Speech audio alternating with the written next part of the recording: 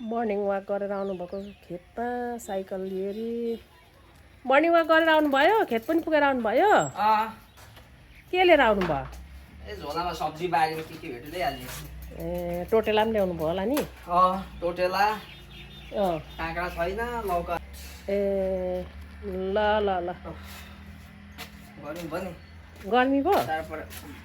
ल ल खोल्नु नुहाउनु अनि अरू ड्रागन फ्रुट 7वटा जति फल्दैछ अब फुटाउने हो ड्याम च्यात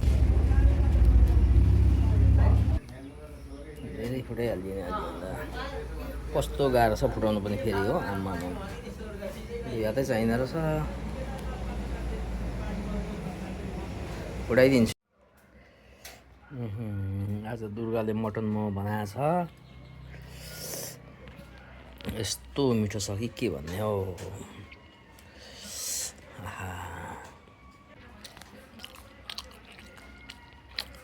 तिमीले पनि खाइसकेको तिम्रो फेभरेट होइन मोमो के को मोमो हो यो आज मटन मोमो दामी छ नुन झ्यान्नै चर्को छ नि आहा यहाँ के छ नि अब ए भ्याइसकेछ नि रित्तो भइहालेछ तल्लो स्टेपमा चाहिँ छ हो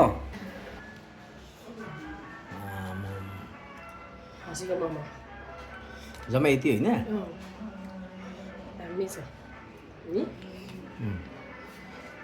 कसलाई हो यो चाहिँ म यत्र कहाँ खान्छु त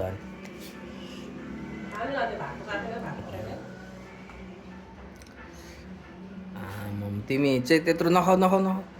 असर गर्छ तिमीलाई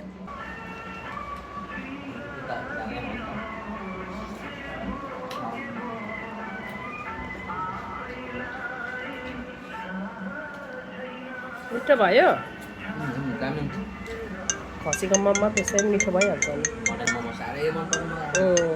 हुरुक्कै हुन्छ फेरि तपाईँ चाहिँ के खाउँ भयो मलाई त